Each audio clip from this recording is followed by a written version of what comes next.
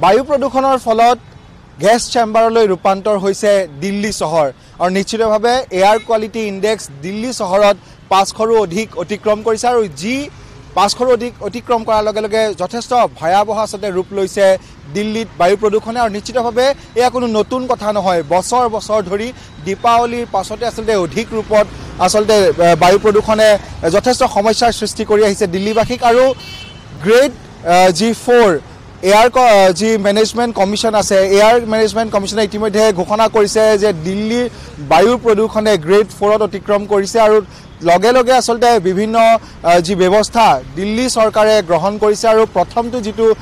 বিষয় আচলতে সকলোৱে পূৰ্বৰ পৰাই কৈ আহিছিল যে ছাত্ৰ ছাত্ৰীসকলৰ যি বিদ্যালয়সমূহ কেতিয়া বন্ধ কৰিব যেহেতু দিল্লীত প্ৰদূষণ বৃদ্ধি পাইছে আৰু যোৱাকালি ইতিমধ্যে দ্বাদশ শ্ৰেণীলৈকে সম্পূৰ্ণৰূপে দিল্লীৰ যিসমূহ বিদ্যালয় আছে তেওঁলোকৰ যিসমূহ পাঠদান সেই পাঠদান প্ৰক্ৰিয়া অনলাইনলৈ ৰূপান্তৰ কৰা হৈছে দ্বিতীয় যিটো বিষয় আচলতে নিৰ্মাণ কাৰ্যৰ ফলতো আচলতে দিল্লীত কিছু প্ৰদূষণৰ সৃষ্টি হয় আৰু ইতিমধ্যে গ্ৰেড 4 অতিক্ৰম কৰাৰ লগে লগে সম্পূৰ্ণ চৰকাৰী বা ব্যক্তিগত যিসমূহ নিৰ্মাণ কাৰ্য চলি আছিল সকলো বন্ধ কৰি দিয়া হৈছে আৰু 3 নম্বৰটো যিটো বিষয় আচলতে সেই বিষয়টো এতিয়াও সমাধান ক্ষেত্ৰৰ পৰা যথেষ্ট দূৰৈত ষ্টাবল বাৰ্নিং বুলি যাক কোৱা হয় হাৰিয়ানা আৰু পঞ্জাৱত ইতিমধ্যে যিসমূহ খেতি সেই খেতি পথাৰত জুই লগাই দিয়া হয় পৰৱৰ্তী তেওঁলোকক আচলতে সেই খেতি পথাৰসমূহ সাজু কৰা হয় পৰৱৰ্তী খেতি কৰ্মৰ বাবে কৃষি কৰ্মৰ বাবে আৰু এই যি জুই জ্বলোৱাৰ ফলত যি ধোঁৱাৰ উৎপন্ন হয় সেই ধোঁৱা উৎপন্ন হোৱাৰ লগে লগে প্ৰদূষণ আৰু সেই ধোঁৱাৰ ফলত স্মগ আচলতে এক ক্ৰিয়া কৰে স্মগ আচলতে গঠন হৈ উঠে আৰু তাৰ পৰৱৰ্তী সময়তে সেই স্মগে যথেষ্ট সমস্যাৰ সৃষ্টি কৰে আৰু এটা কথা ক'ব লাগিব এই বায়ু প্ৰদূষণে সকলোকে সামাজিকভাৱে হওক বা আমি যদি চাওঁ সকলোকে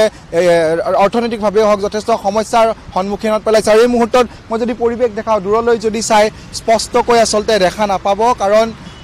প্ৰদূষণে আৱৰি ধৰিছে দিল্লী মহানগৰ নিশ্চিতভাৱে উচ্চতম ন্যায়ালয়েও এই গোটেই বিষয়টো যথেষ্ট গুৰুত্ব সহকাৰে লৈছে আৰু উচ্চতম ন্যায়ালয়ে যোৱা সোমবাৰে আচলতে জনাইছে যে যিখন কমিশ্যন আচলতে গঠন কৰি দিয়া হৈছিল এয়াৰ কোৱালিটি মেনেজমেণ্ট কমিশ্যন তেওঁলোকে যিসমূহ ব্যৱস্থা বা যিসমূহ আচলতে তেওঁলোকে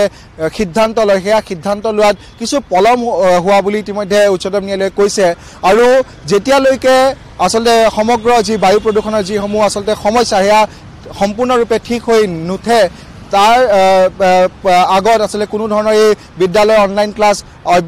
যি অব্যাহত থাকিব আৰু নিৰ্মাণ কাৰ্য সম্পূৰ্ণৰূপে বন্ধ থাকিব নিশ্চিতভাৱে এই বিষয়সমূহ অনাগত দিনত যিটো পাৰ্মানেণ্ট সলিউশ্যন বুলি কোৱা হয় পাৰ্মানেণ্ট সলিউশ্যন কেতিয়া আহে দিল্লী চৰকাৰ আৰু কেন্দ্ৰীয় চৰকাৰ একেলগে বহি এই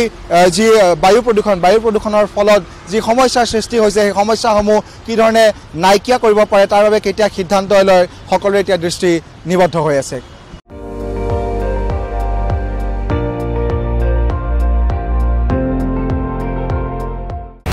আপুনি চাই আছে ND24